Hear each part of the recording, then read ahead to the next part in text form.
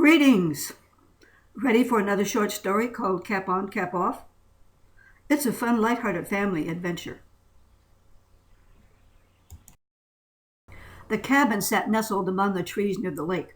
The living room was cozy and looked lived in. Steep steps led to a loft with bunk beds. The first floor had the living room with the fireplace, kitchen, bedroom, and bath.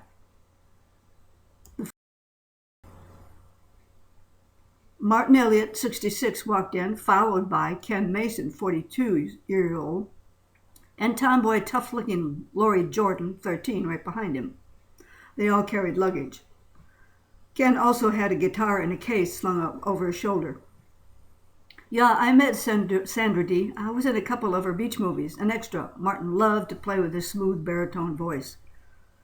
No kidding. Ken stared at him, surprised. Wearing a blue sport jacket, Martin nodded. I was a DJ at a local radio station in Los Angeles at the time. I'd like to hear more about that. Ken heaved his bag and guitar on the sofa. He wore a long-sleeve shirt and jeans. Cute Laurie promptly hurried up the steps to the loft and threw her bag on a bunk, and then she skipped down the stairs. We made it. Martin looked around the familiar with everything. It was a family cabin. Doris and Emma will fly up later tonight. Oh, Laurie, Ken reached in his bag and pulled out a bright green ball cap. Here, you dropped it at the airport. And Martin looked to Martin. Let's go fishing. And Laurie stared at the cap. That's not mine. And then Ken turned back to her. What? I thought you dropped it. Laurie shook her head. About to toss it aside, he looked it over. It felt quite heavy. Shrugging, he put it on his head.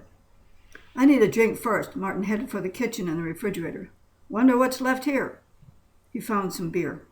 The cabin belonged to his son-in-law, Paul, who divorced Doris, then left it to her. Then she met Ken, her soulmate. Laurie and Emma were Martin's granddaughters. It was a dysfunctional family, but they liked to tease each other. Martin and Ken never shut up. They had so much in common. The arts, theater, Hollywood, media, and teaching. They liked the limelight and to be on stage. Ken tipped the hat back, so the bill was straight up in the air. I got to text Barbie. And then Laurie started back up the stairs. What's for supper? Fish, Ken suggested, looking at Martin. Ha, ha, ha. Laurie faked a laugh.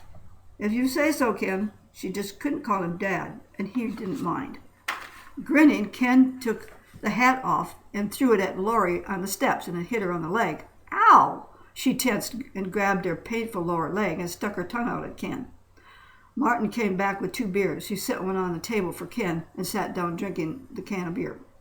That hurt. Rubbing her leg, Laurie stuck her tongue out again at Ken and threw it back at him.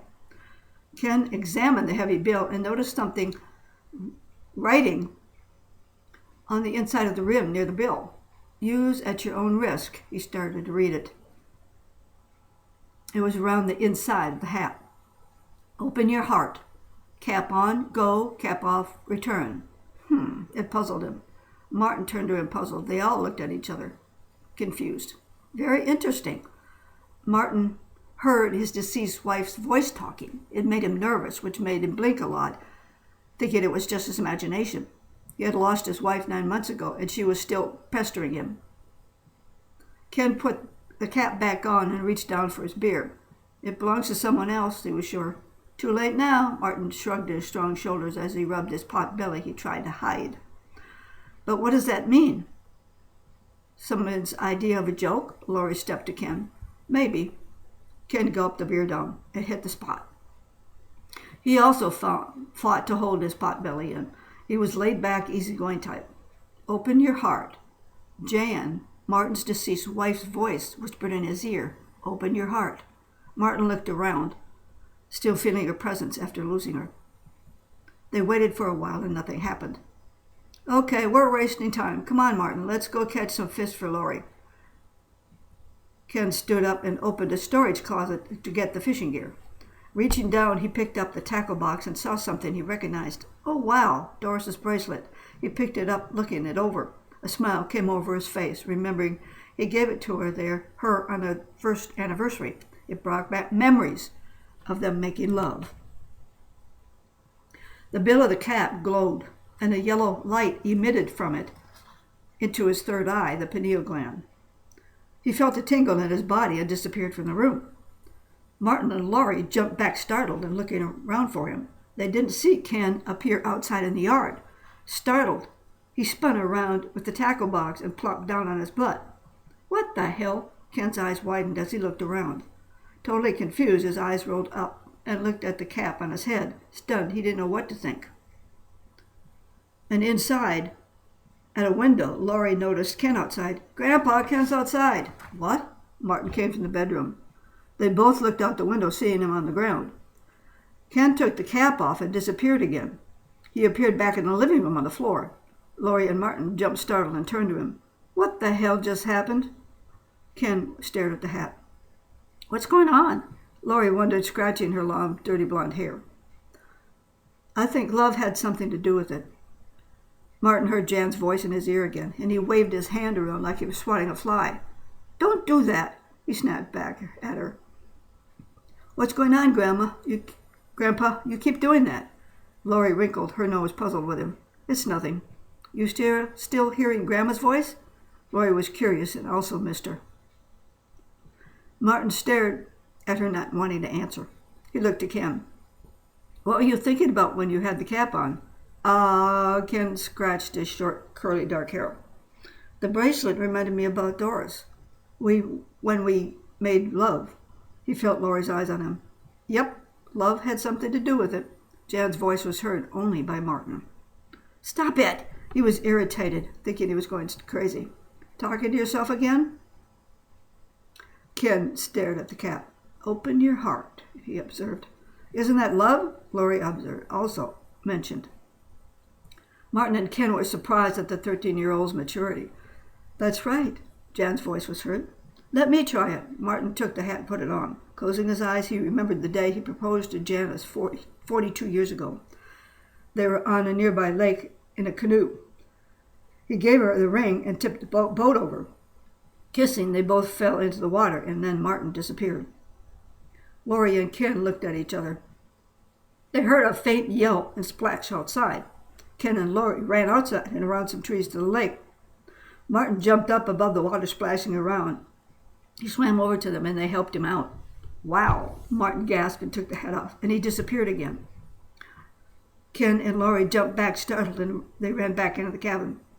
This is wild, Laurie exclaimed.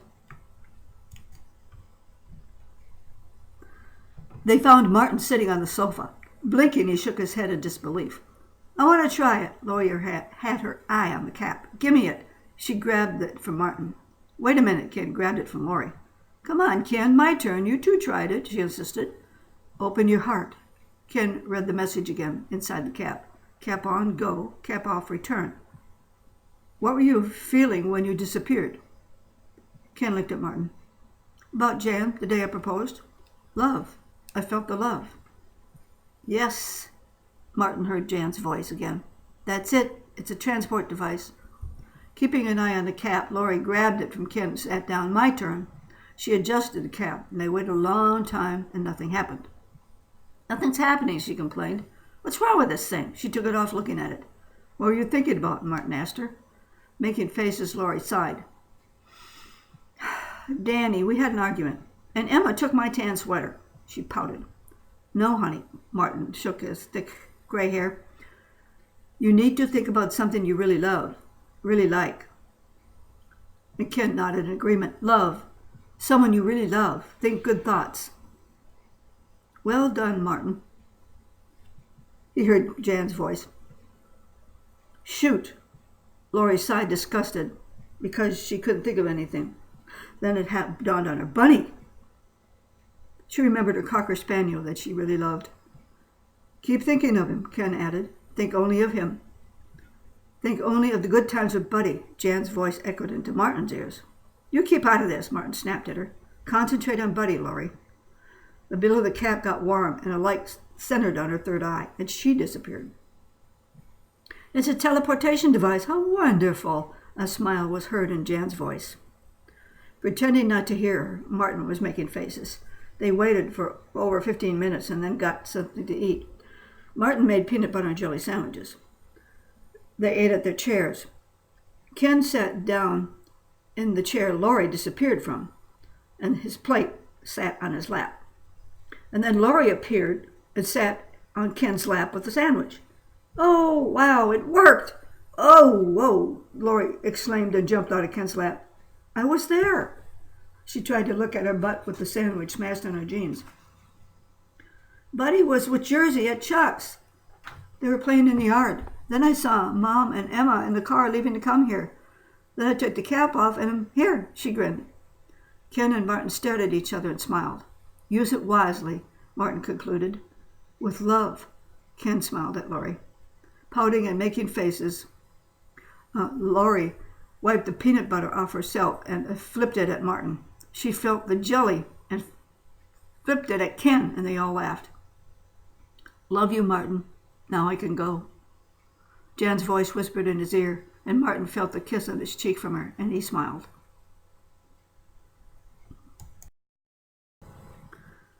It had started around the globe, in the airport at Nashville, Tennessee. In the crowd of people, a woman wearing a robe dropped a green ball cap on the floor. She kept walking around the airport, dropping green caps. With a different person.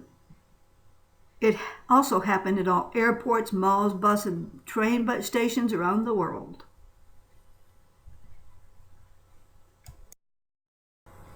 Thanks for listening. Come back again. There's always something to watch and learn. And there are more stories waiting for you at the links below.